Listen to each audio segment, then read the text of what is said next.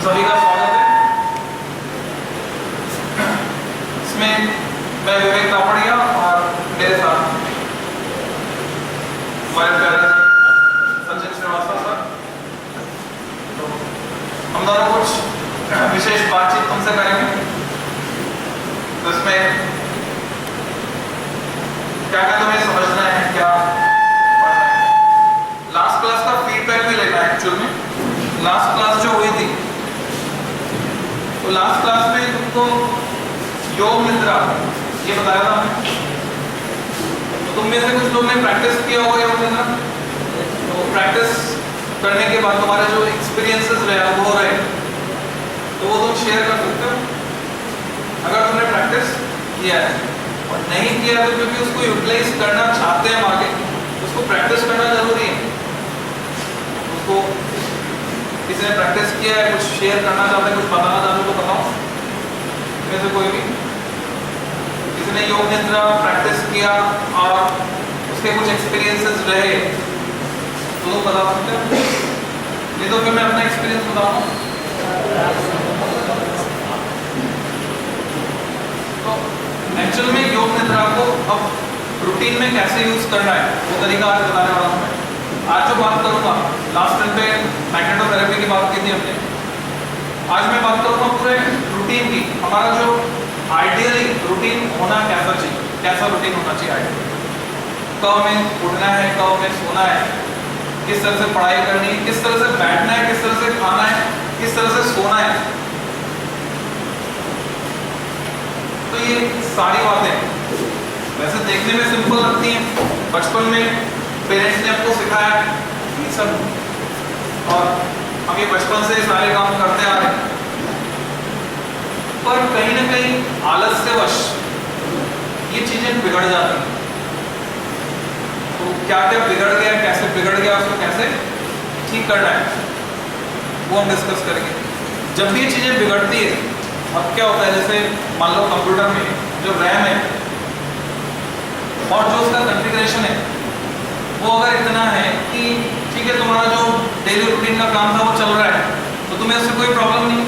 चाहे कंप्यूटर का वर्जन जो है वो बहुत पुराना हो जाए और उसका सॉफ्टवेयर पुराना हो जाए, पर तुम्हारा जो काम था उसका लेवल बहुत ही लो है, तो तुम्हारा काम चल रहा है, तो तुम्हें कोई प्रॉब्लम नहीं। बट जैसे तुमने कोई ज़्यादा, जैसे मान लो मेरे को कंप्यूटर पे अब जो है वीडियो एडिटिंग करनी है या ऐसी कोई ज़्यादा रैम, ज़्यादा इन्वॉल्वमेंट वाला सॉफ्टवेयर चाहिए या ज़्यादा इंटेंसिव काम करना है कुछ, तो तब मुझे वो कमी महसूस होना शुरू होती है कि मैं लैग कर रहा हूँ। तो जब तुम ऑर्डिनरी पढ़ाई कर रहे थे, स्कूल की पढ़ाई कर रहे थे, तब कोई प्रॉब्लम नहीं थी, क्योंकि तुम्हारी जो एफिशिएंसी थी सब कुछ गड़बड़ होने के बाद भी इतनी ज़्यादा थी कि जो स्कूल की पढ़ाई के लिए सफिशिएंट थी। पर जब तुमने कंपटीशन तैयार करना शुरू किया तो मेजर प्रॉब्लम जो आई तुम्हारे सामने, ज़्यादातर बच्चों के सामने, वो आई कि अब तुम महसूस करने लगे कि कहीं टाइम मैनेजमेंट में प्रॉब्लम आ रही है, कहीं पर कंसंट्रेशन लेवल में प्रॉब्लम आ रही है। यानी तुम महसूस करने लगे कि तुम्हारी जो एफिशिएंसी है वो कम पड़ रही है, यू आर लैगिंग। तो now is the need for system upgrade. Computer में हम क्या करते हैं, ठीक है, Core i3 से काम नहीं चल रहा तो Core i7 पे जाएंगे, एडवांस कॉन्फ़िगरेशन। XP से काम नहीं चल रहा, 7 Windows 8। तो सिमिलरली यही सब बातें ध्यान में रखते हुए हमारे लिए क्लासेस रखी गई हैं कि वास्तव में आइडियल वे क्या हो जिससे कि हम ज़्यादा एफिशिएंटली वर्क कर पाए। तो इसको शुरू कर रहा हूँ मैं, जो रूटीन है तुम्हारा, इसी में आगे जो है इसको बढ़ाएंगे और इसी क्रम को।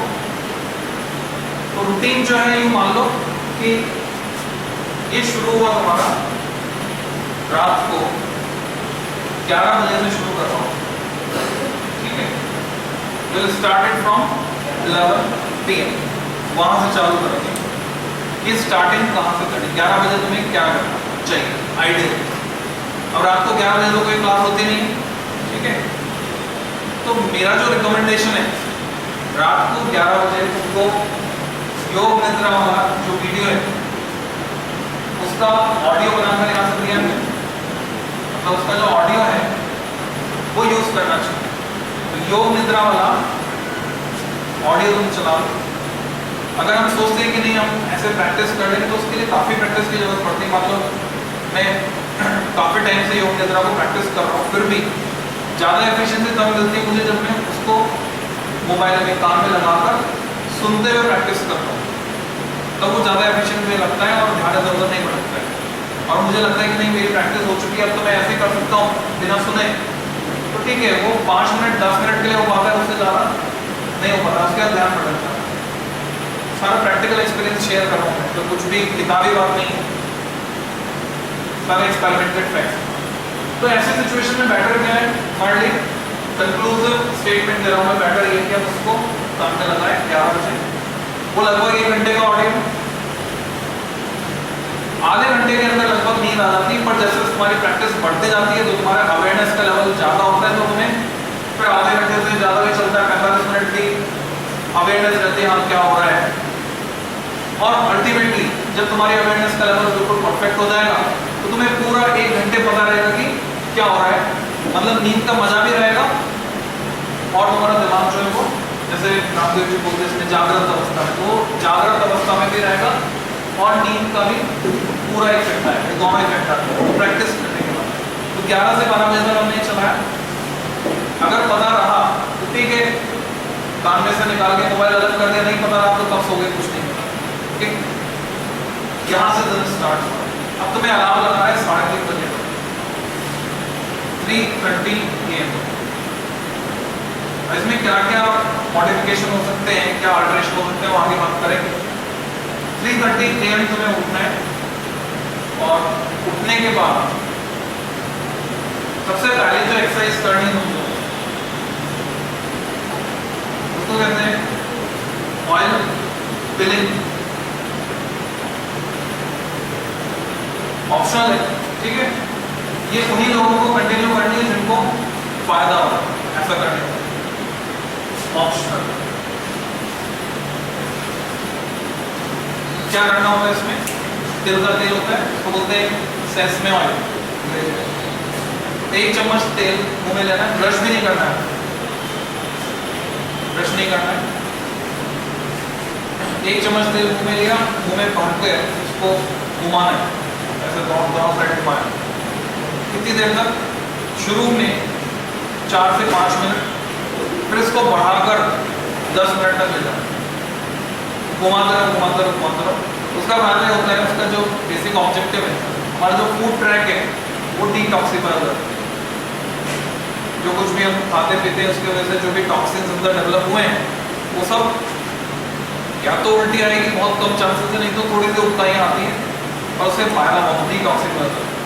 दूसरा फायदा जो कुछ स्टूडेंट्स ने बताया एक्सपीरियंस बेसिस पर, वो ये बताया कि अगर कोई एक्सरसाइज करते हैं ऑयल फिलिंग तो फिर उनकी नींद उड़ जाती है।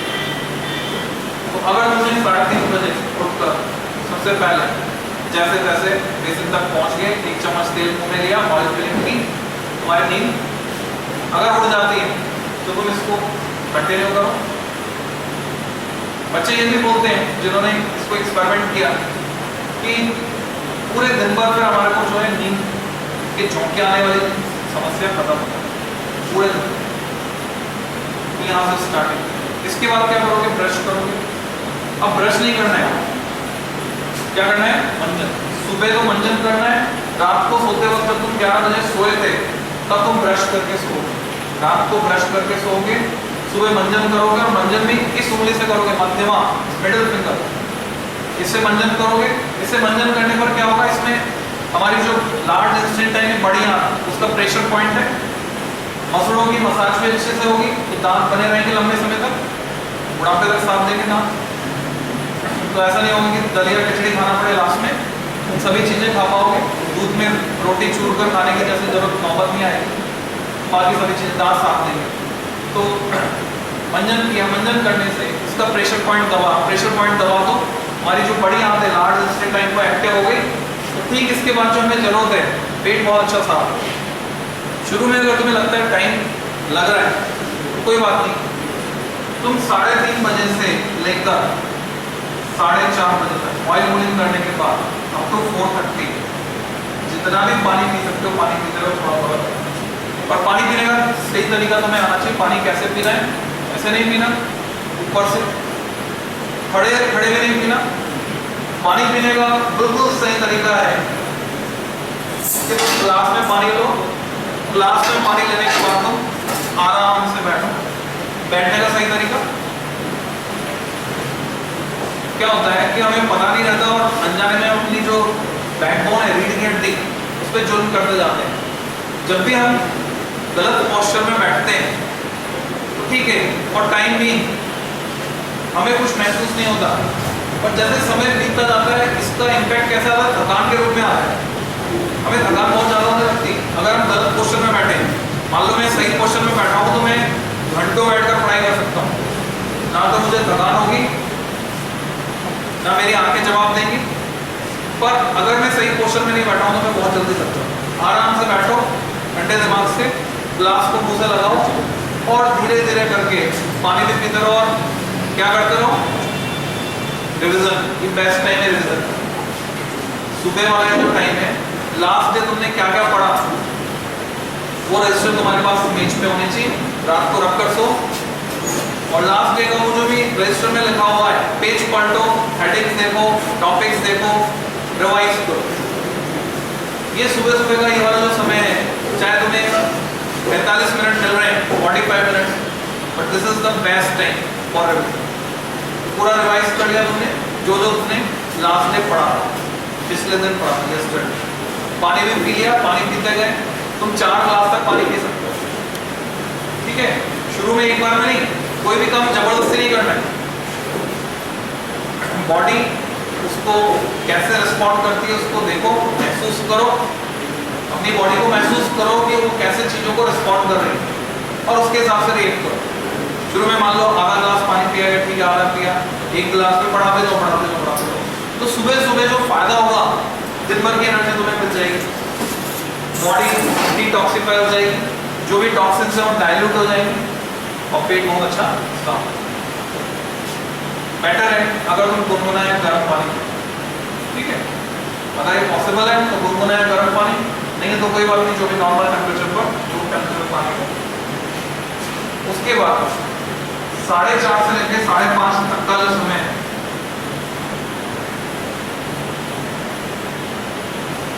ड्वेल बोर्ड में तुम जा सकते हो, जैसे भी जिसकी सुविधा हो, 3:30 से लेकर 5:30 तक के समय में तो जो सीक्वेंस है वो ऑर्डर कर सकते हो।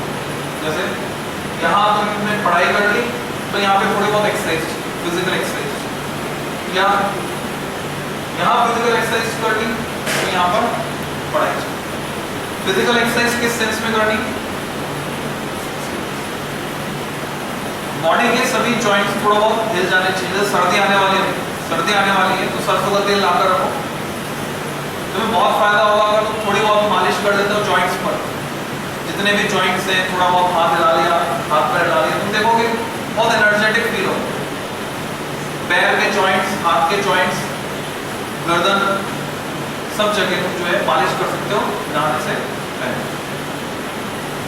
उसके बाद नहाना, और जितनी भी तरह की एक्सरसाइज करनी, बॉडी स्ट्रेचेस करने, तुमको दंड बैठक लगानी, कुछ भी जितनी भी तरह की एक्सरसाइज करनी है, यही टाइम पढ़ाई और उसके साथ मिक्स कर सकते हो जो भी तुम्हें सूट कर रहा है बेटर। पहले पढ़ाई तो पहले पढ़ाई, नहीं तो पहले एक्सरसाइज तो पहले। तो हल्की फुल्की एक्सरसाइज करके और जो भी तुम्हारे दैनिक कार्यकलाप है उनसे निवृत्त होकर तुम्हें 6 बजे तक बिल्कुल फ्री हो जाना। तो 6 बजे तक के टाइम में पढ़ाई कितनी सी आई, रिविजन।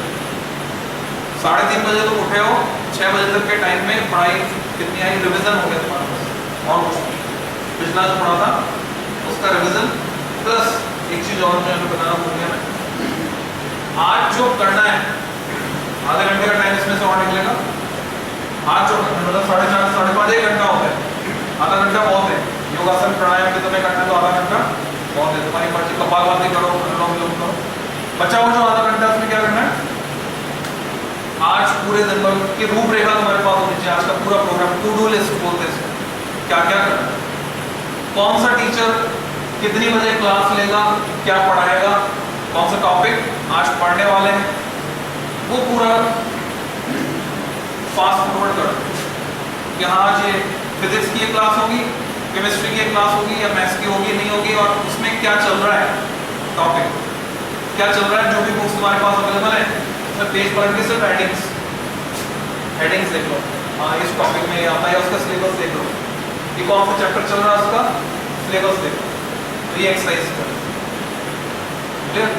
इसके बाद कुछ बच्चों की क्लास सुबह शुरू हो जाती है 6:15 बजे, कुछ बच्चों की दिन में शुरू होती है।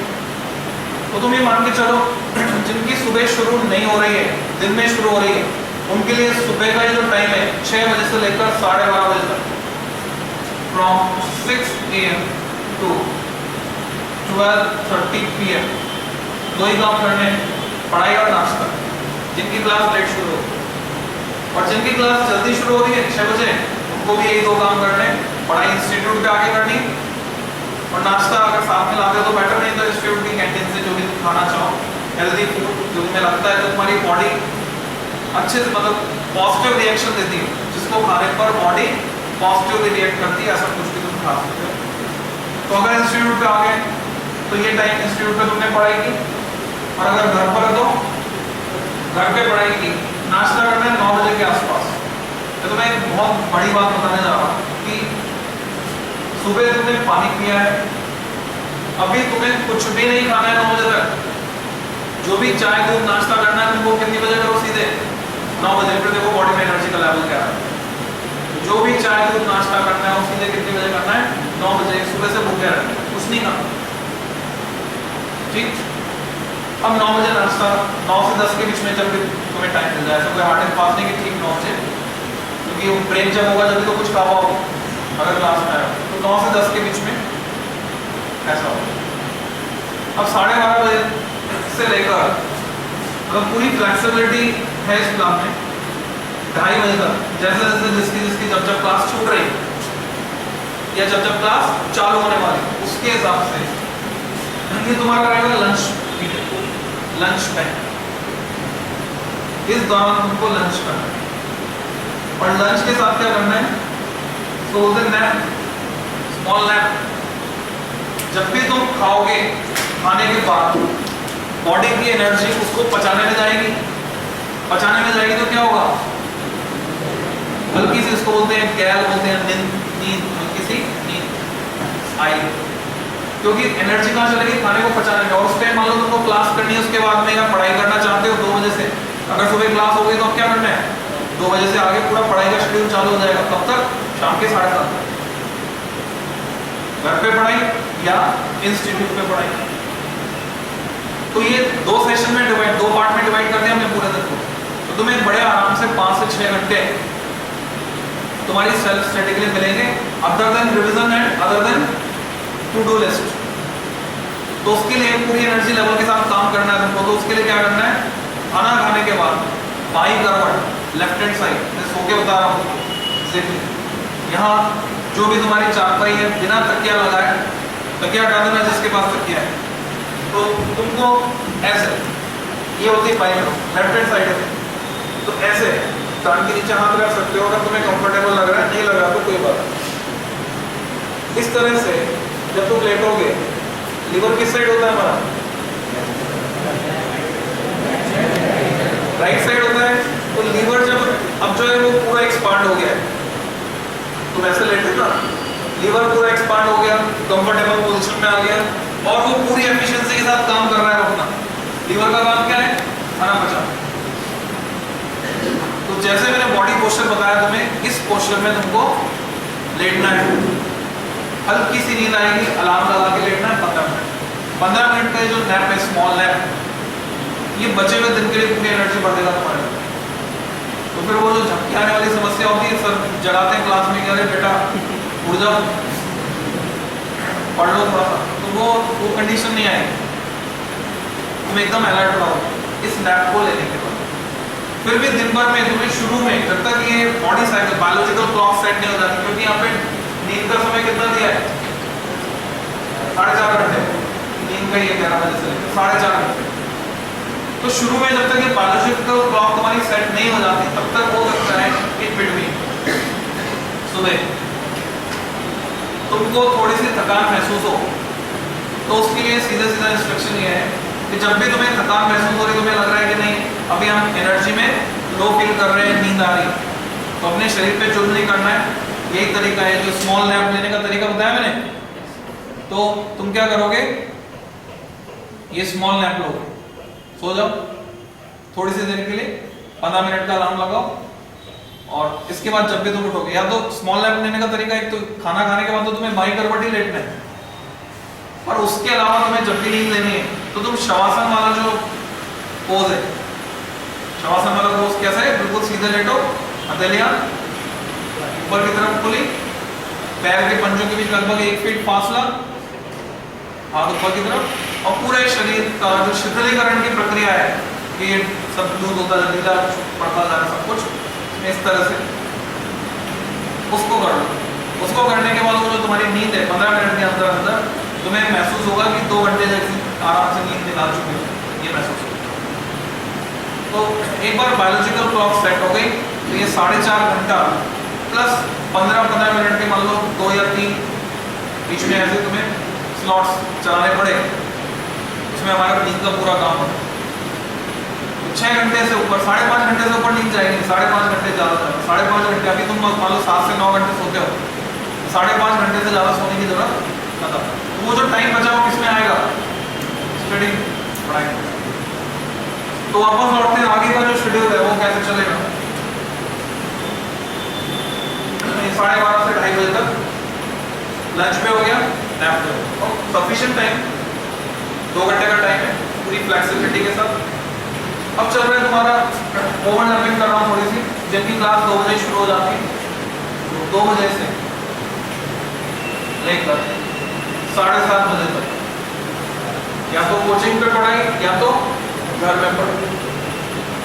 उसके बाद कुछ बच्चों की बोर्ड क्लास 7:30 से 9 बजे चलती है, तो ठीक है, यहाँ पे फिर से फ्लेक्सिबिलिटी ओवरलैप कराने चलते हैं। 7:30 से लेकर 9:45 तक का टाइम, जिनकी बोर्ड क्लास चल रही हो 9 बजे फ्री होंगे, 9 बजे फ्री होंगे। तो मैं खुद भी जब पढ़ाता हूँ तो 9 बजे फ्री होकर 9:15 तक घर पहुँचता हूँ, और फिर तब खाना खाता हूँ। This is dinner time. जो लोग जल्दी फ्री हो रहे हैं वो जल्दी खाना खा रहे हैं, प्लीज सजेशन ये है, जो लोग जल्दी फ्री हो रहे हैं 7:30 बजे फ्री हो रहे हैं, तो 8 बजे तक खाना खा लें, बेटर। जितना लेट होते जाएंगे हमारी बॉडी पर एडवर्स इफेक्ट पड़ता है, पर मजबूरी है, अगर शेड्यूल की मजबूरी तो ठीक है, 9:45 तक खाना खाकर फ्री। अब क्या करना है, 15 मिनट लाइट वॉकिंग। मैं कोई नई बातें नहीं बता रहा हूँ, हल्की फुल्की वॉक, और इस वॉक के दौरान इसको भी यूटिलाइज करना है, प्रोडक्टिव टाइम है हमारा। आज पुराना छोड़ दो, पेंडिंग छोड़ दो, आज जो तुमने फॉर्मूले पढ़े, चाहे फिजिक्स में, चाहे केमिस्ट्री में, चाहे मैथ्स में, ओरली, मेंटली, लिखकर कुछ नहीं, मोबाइल से सुनकर कुछ नहीं, ओरली याद करो, उनको रिकॉल करो कि आज जो भी हमने कोर्स कंटेंट पढ़ा उसमें क्या क्या फॉर्मूले थे। वॉक करो आराम से, ब्रिस्क वॉक नहीं, तेज नहीं चलना है, खाना खाने के बाद चलना है, धीरे आराम से टहलना है। चाहो तो छत पे टहलो, चाहो तो बाहर राउंड लगाओ, एक लगभग 400 मीटर का राउंड, और याद कर लो कौन कौन से फॉर्म से। ओके, ये हो गया। इसके बाद अब 10 से 11, 1 घंटे का टाइम, 10 से 11 वाले टाइम में क्या करो, 10 से 11 वाला टाइम है पेंडिंग वर्क के, 10 PM to 11 PM। पूरे दिन भर में जो कुछ भी तुम्हें लगता है कि तुम लैग कर रहे हो, कुछ पेंडिंग रह गया है, देखो रिवीजन सुबह करा दिया तुमने, आज जो करना था टू डू लिस्ट वो भी सुबह बन चुकी है, पढ़ाई दिन में कर चुके हैं, या तो सुबह के स्लॉट में या तो आफ्टरनून वाले स्लॉट में। ये टाइम पेंडिंग वर्क के लिए, जो कुछ भी पेंडिंग चल रहा है 10 से 11 में निपटाओ, और 11 बजे सो जाओ। This is ideal routine. This may be ideal routine. It depends on person to person. इसलिए काफी फ्लेक्सिबिलिटी है। तुम्हें जो भी टाइम तुम्हारे शेड्यूल के हिसाब से लग रहा है, थोड़ा बहुत इधर उधर करके कुल मिला के इतने टाइम तुम्हारे स्टडीज के लिए निकल के आएगा। अब सही तरीके क्या उन पर डिस्कस करें, सही तरीके कौन सा, क्या काम कैसे करना है, उसका सही तरीका। नैप का तरीका तो मैं बता दिया कि दिन में खाना खाने के बाद ऐसे सोना है। कुछ बच्चे जो रात में जग के पढ़ाई करते हैं बोलते हैं हम तो रात में जगते हैं, मैं तो रात में पढ़ाई करती हूँ। ठीक है, तुम दिन में सो, रात में पढ़ो, पर वो जो रात में खाना खा रहे हो, खाना खाने के बाद फिर से कोई दिन के लंच के बाद वाली जो एक्सरसाइज है वो करनी पड़ेगी। ये तो खाना खाने के बाद हल्की सी नहीं करेगी, कहीं ना कहीं मॉडिफिकेशन हमें अपनी बॉडी के हिसाब से करना है। इसके बाद कि सुबह उठे, ऑयल फिलिंग की नहीं की, दोनों पॉसिबिलिटी, अगर तुम्हें सूट कर रहा है तो की, नहीं तो नहीं की। मंजन किया, मंजन करने का अब जो नहाना है, नहाने का सही तरीका क्या होना चाहिए? बैठने का सही तरीका मैंने बताया, जब भी तुम बैठ के पढ़ाई कर रहे हो, जब भी तुम्हें याद आ जाए तुम कोशिश करो बॉडी पोस्चर सही रखने।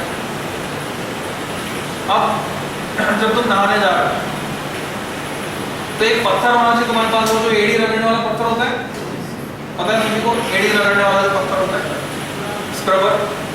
कई तरह के आते हैं, तो समुद्र का जहाज भी आता है, एक ईंट से बना हुआ, मतलब ईंट के मटेरियल से बना हुआ आता है, कोई सा भी जो तुम्हें सूट करे, एक लोहे का स्क्रबर भी आता है।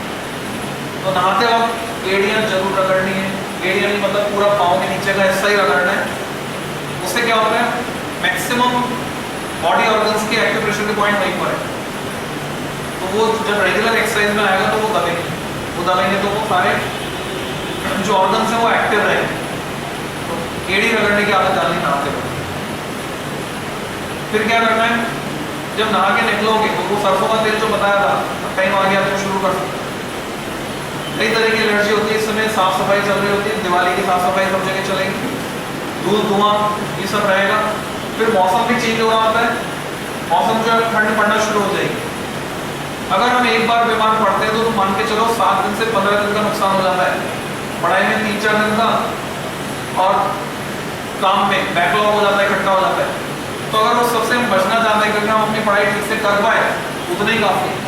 रेगुलर अगर हम कर लें पूरे साल पढ़ाई तो आगे निकलने के लिए उतना ही काफ़ी। तो सरसों का तेल जो एकदम शुद्ध होना चाहिए, पतंजलि का ले सकते हो, तो उसमें गारंटीड है।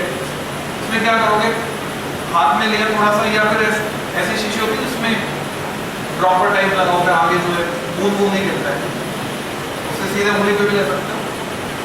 इधर लगाओ अंदर, इधर लगाओ, नहाने के बाद दोनों साइड यहाँ लगाओगे। अभी यहाँ से शुरू करोगे, फिर जैसे ठंड बढ़ जाएगी, तुम्हें महसूस होने लगेगा ठंड भी लग रही है, तो ठंड बढ़ जाएगी तो यहाँ पे भी लगाना सरसों का तेल, नाक के अलावा कनपटी पर, कनपटी जिसे बोलते हैं, छाती में थोड़ी सी मालिश करो सरसों के तेल की, तो ठंड तुम्हारा कुछ नहीं बिगाड़ना। ये नहाने का सही तरीका होता है, एड़ी रगड़नी और सरसों का तेल। बाकी तो ठीक है, जो लोशन वगैरह तुम जो भी इस्तेमाल करते हो, मेरा सजेशन जो है वो ये है कि शैम्पू जो है सप्ताह में सिर्फ एक बार किया जाए तो काफ़ी। तेल जो लगाना है सर में, सप्ताह में 2 बार लगाया जाए। अब पर्सन टू पर्सन वैरी कर सकता है, एक रफ एस्टिमेट में चलते हैं, ठीक है। साबुन से नहाना है तो अल्टरनेट डेज नहाओ, या सप्ताह में सिर्फ 3 दिन साबुन लगाओ, 3 दिन या अल्टरनेट डेज। रोज साबुन मत लगाओ, सिर्फ पानी से भी नहा कर देखो, उसमें भी उतनी ही फ्रेशनेस आएगी। एक मसूर की दाल आती है, तुम अगर अपना खर्चा कम करना चाहते हो, फेस पैक और इन सारी चीज़ों का, और चाहते हो चेहरे पे चमक बनी रहे, तो मसूर की दाल जो है उसको पिसवा लो, मिक्सी में पिसवा के रख लो। घर जाओ तो पाउडर लिया ना, मिक्सी में पिस जाती है, वो पाउडर रख लो, बस थोड़ा सा पाउडर लगाना होता है मसूर की दाल का। और अच्छा चाहिए तो एलोवेरा जेल या एलोवेरा का पत्ता डायरेक्टली तोड़ लो, गमले में लगाओ। तो मसूर की दाल को पानी में या दूध मिल जाए तो दूध में मिक्स किया, पेस्ट बनाई, उसका बहुत बढ़िया फेस पैक, तो उसका फेस पैक इस्तेमाल करो मसूर की दाल के आटे, बहुत शानदार फेस पैक। इसके बाद जो खाना खाने का तरीका है, कितना खाना है, क्या खाना है।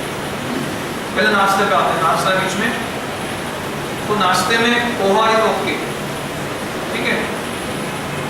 सप्ताह में अगर तुमने आज कचौरी खाई है या समोसा खाया है तो ब्रेक दो, कल समोसा मत खाओ।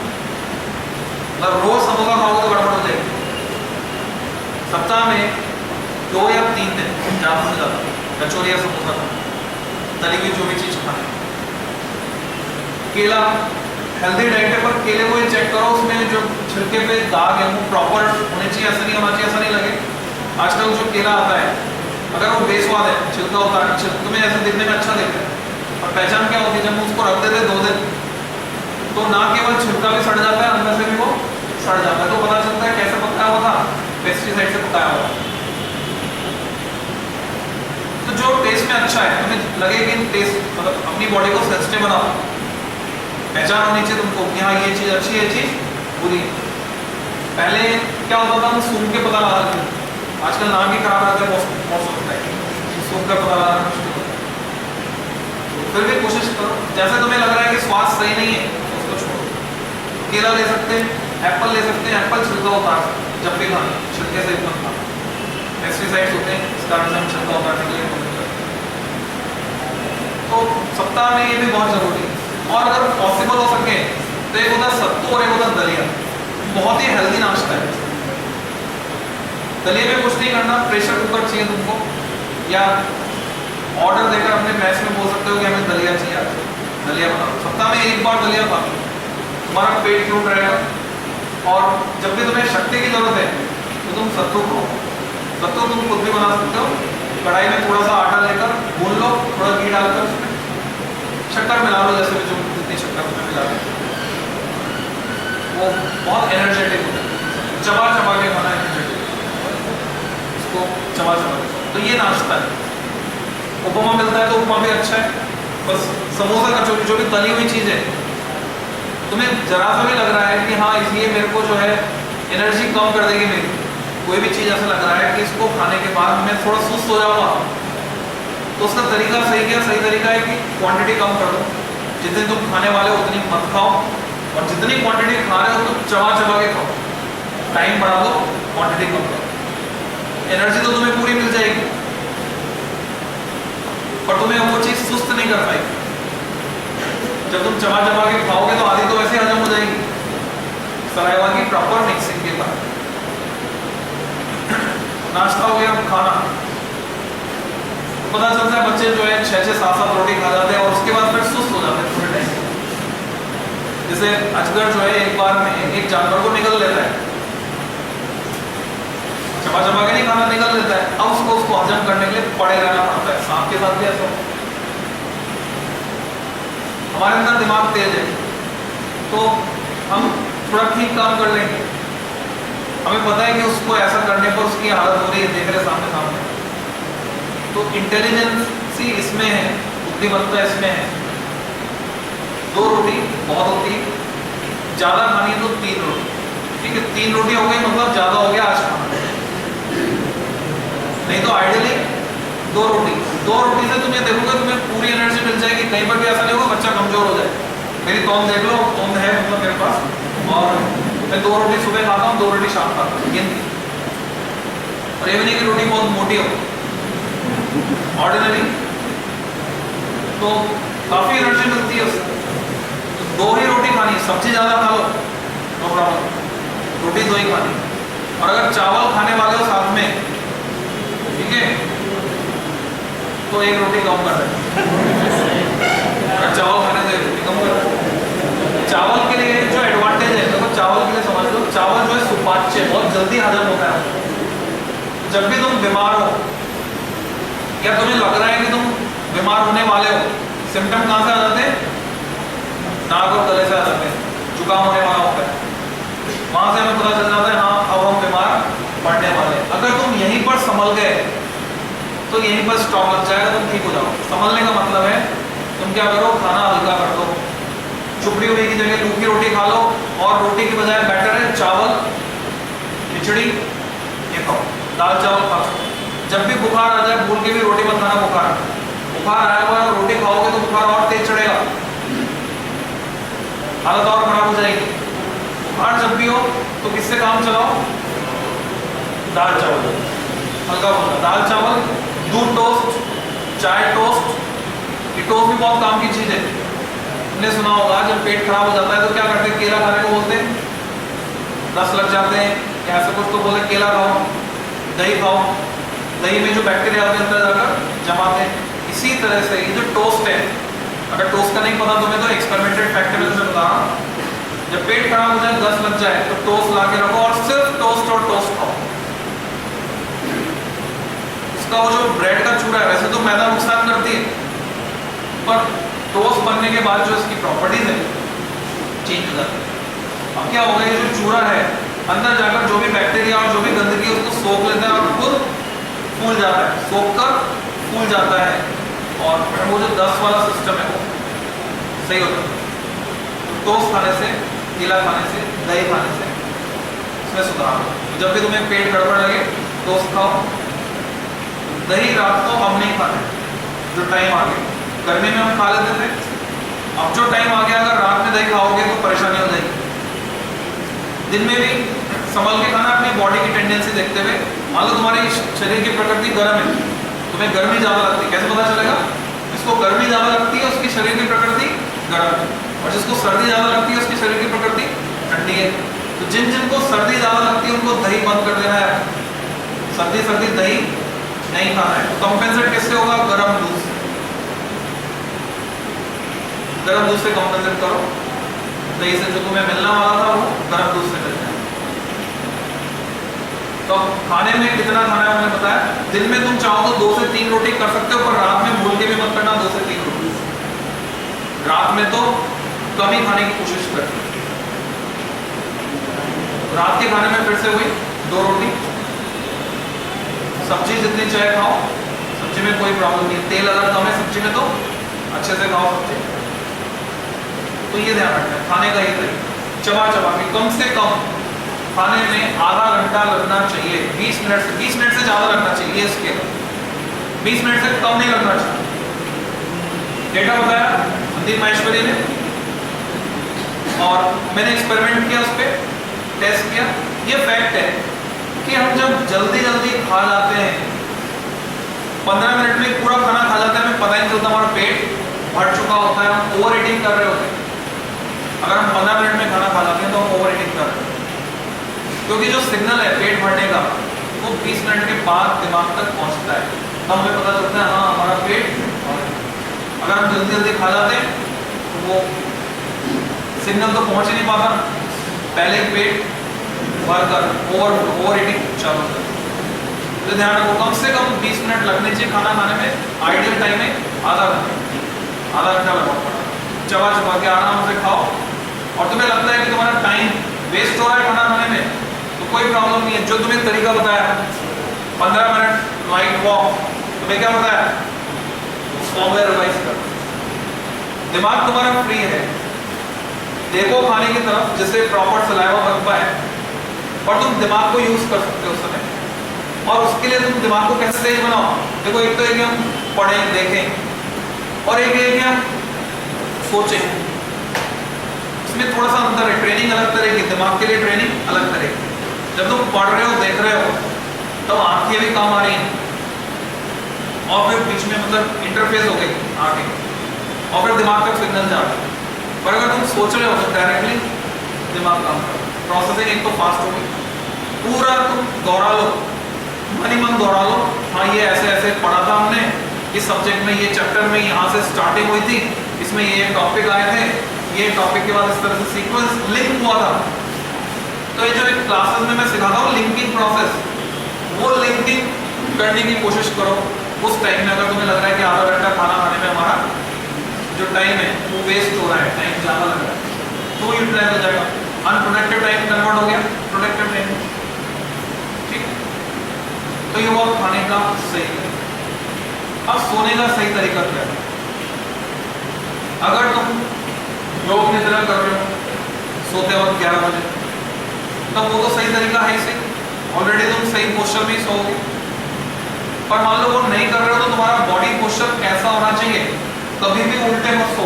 जितने बच्चे भी उल्टे सोते हैं उनको मैं वार्निंग दे रहा हूँ कि प्रॉब्लम कहाँ आती है उल्टा सोने में, ये जो हमारे फेफड़े हैं वो दब जाते हैं, तो हमारी सांस ठीक से नहीं चल पाती और सांस की प्रॉब्लम्स चालू होती है, ऑक्सीजन पूरी नहीं मिल पाती। सोते वक्त वैसे भी हम धीरे सांस लेते हैं, ऑक्सीजन का लेवल रात में कम होता है, हम धीरे सांस लेते हैं, उसके बाद सांस पूरी भी नहीं मिल पाए तो वो गलत हो जाएगा। तो ऐसा नहीं होना चाहिए, कभी भी औंधे मुंह नहीं सोना है। मैग्नेट थेरेपी जब पढ़ाया था ये बताया गया था कि सिर की तरफ होना चाहिए तुम्हारा, दक्षिण की तरफ हो सकता है, पैर दक्षिण की तरफ नहीं होने चाहिए, बाकी किसी भी डायरेक्शन में रखो पैर। औंधे मुंह नहीं सोना है, बॉडी को कर्ल करके नहीं सोना है, बैंड करके। जैसे मैंने अभी दिन के वक्त सोने का तरीका बताया था खाना खाने के बाद, वो भी आइडियल वे है। बाईं करवट सोना है तो दाईं करवट सोते हो, वैसे करवट लेके सो, दाईं करवट सो, बाईं करवट सो, सीधे सो और उल्टे मत सो, और पैरों को 120 डिग्री से ज्यादा बैंड नहीं करना। सोते समय ध्यान। बिस्तर कैसा होना चाहिए? सोने से ठीक पहले बिस्तर को झाड़ के सोना आदत में लो। एक झाड़ू रखो या चद्दर उठाकर झाड़ो बाहर। उसके बाद कई बार हम इस वजह से परेशान रहते हैं और नींद अच्छी है उसके लिए मच्छर, अभी मच्छर परेशान करेंगे जब तक सर्दी नहीं पड़ना शुरू हो जाता। मच्छरों ने परेशान करना चालू कर दिया है। जब टेम्परेचर बहुत डाउन चला जाएगा तब ये परेशानी खत्म होगी, और जब टेम्परेचर बहुत ज़्यादा चला जाता है तब ये परेशानी खत्म होगी। तो आइडियल वे है मच्छरों से बचने का मच्छरदानी। पर मान लो मच्छरदानी में बैठ के तुम नहीं पढ़ सकते हो, पढ़ना चाहते हो मच्छरदानी में, तो वो तुम्हें लोशन नहीं लगाना पड़ेगा, वो गुड नाइट वो लगाने के बजाय क्या लगाओगे? क्या आती है मच्छरों के लिए? ओडोमॉस लगाओगे, वो बेटर है। ओडोमॉस लगाना, उसका असर रहता है। 2 घंटे के लिए तुम्हें पढ़ाई करनी है, मैंने देखा जैसे कंप्यूटर में मुझे काम करना है, मच्छर काटते रहते हैं तो वैसे तो कोई नुकसान नहीं है। देखो हर मच्छर जो है भले ही उसमें कीटाणु हो, डेंगू के हो, चाहे मलेरिया के हो, चाहे किसी के भी हो, पर उससे डेंगू फैलेगा ही नहीं फैलेगा, मलेरिया फैलेगा नहीं फैलेगा, मच्छर पर डिपेंड नहीं कर रहा, तुम्हारे ऊपर ज्यादा डिपेंड कर रहा है। ये भी एक्सपेरिमेंटेड फैक्ट है।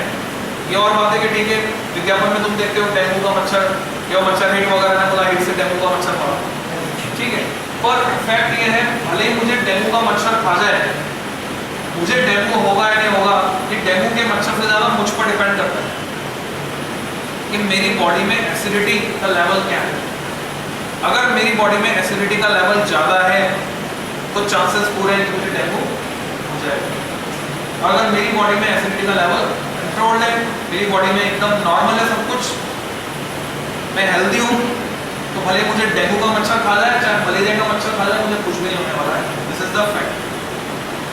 मैं जाके पौधों को पानी देता हूँ, क्यारी में भी काम करता हूँ, बहुत सारे मच्छर खाते हैं, सभी तरह के मच्छर होते हैं इसमें, तो कुछ नहीं होता। और कब हो जाता है? जब हमारी बॉडी बिगड़े। मच्छर से डरने की जरूरत नहीं है। बेटर ऑप्शन है मच्छरदानी सोते वक्त और पढ़ते वक्त। वो जो तुम इनहेल करोगे वो बहुत नुकसान करेगी। हमारी बॉडी जो है क्या करती है, बोलते ठीक है हाँ आजकल निकाल देते हैं, वो बेचना होता है उनको सामान, बोलते हैं herbal, okay tested herbal, but fact ये है जो भी चीज किसी को भी नुकसान कर रही है तो हमको भी नुकसान करेगी। तो बेटर क्या है, लोशन अगर लगा रहे हो तो बस तुम्हें इतना सा ध्यान रखना है कि कोई भी चीज खाना खाने से पहले हाथ धोने, तो इतना ध्यान रखना और कुछ, इससे तुम्हें कोई भी नुकसान नहीं, स्किन को कोई डैमेज नहीं। और अगर तुमने कॉइल लगाई है, धुआं है, कुछ भी किया है, वो सीधे अंदर जा रहा है और वो सबसे ज्यादा नुकसान है, ठीक है। तो ये कुछ चीजें मैंने बताई। अगली जो क्लास होगी उसमें मैं क्या क्या शामिल करने वाला हूँ, वो जैसे होता है ट्रेलर, जब भी होगी अगली क्लास तो उसका ट्रेलर ये है जो मैं एक्सपीरियंस कर रहा हूँ, ऑब्जर्व कर रहा हूँ, सब कुछ एक्सपेरिमेंट। मेरा बेटा है खुद 11th क्लास में ही पढ़ रहा है, टीपी1 बैच में टीपी2, तो उसको जब मैं देखता हूँ उसको भी समझाने की कोशिश करता हूँ, पर प्रॉब्लम हुई है घर की मुर्गी दाल बराबर। तो यही होता है, परेशानी सबके साथ आती है, खुद के बच्चे खुद से नहीं समझते, वो अपने टीचर की बात ज़्यादा मानता है, मेरी बात कम मानता है। तो उसको मैं ऑब्जर्व करता हूँ, जब भी एग्जाम होगा, एग्जाम देकर आया बहुत टेंशन में रहेगा, पेपर बिगड़ गया, ये हो गया, वो हो गया, और अभी तक जो वो इस्तेमाल कर रहा था चीज़ें, जैसे मोबाइल उठाकर दे देगा कि अब ये मैं इस्तेमाल नहीं करूँगा, अगला पेपर मुझे बहुत अच्छे नंबर लाने, ठीक है। किताबें वगैरह जमा लेगा। अगर किताबों में कोई ऐसी बुक्स थी जिनमें सॉल्यूशंस भी थे तो वो पकड़ा देगा मुझे, क्योंकि टीचर्स को गाइड करते हैं कि सॉल्यूशन बंदे को खुद करो, तो वो सारे जो है सॉल्यूशंस वगैरह सब मेरे को पकड़ा देगा, मुझे अपनी किताब मेरे को नहीं चाहिए। ये उसके सिम्टम्स एग्जाम की बात। फिर 3 दिन बाद, 2 दिन बाद, 3 दिन बाद नॉर्मल वापस फोन ले लेगा, फोन चाहिए, बात करना है, दोस्त से सवाल पूछना है, ठीक है। तो ये जो सारा मैंने ऑब्जर्व किया, सारा खेल तमाशा, फिर रिजल्ट जिस दिन आएगा उसे डिप्रेशन में कि रैंक पीछे आएगी, अगली बार तो मुझे आगे रैंक लानी है, मेरे को पढ़ाई करनी है, जब अपने टीचर से बात करेगा तो कैसे क्या। तो ये वाला जो एपिसोड है ये चलेगा नेक्स्ट क्लास। कि एक्चुअल में ये क्या है, इसका पूरा एनालिसिस मैं डिस्कस करूँगा कि हमें एग्जाम्स को कैसे लेना चाहिए, how to take the pressure of exam. ठीक है, सचिन सर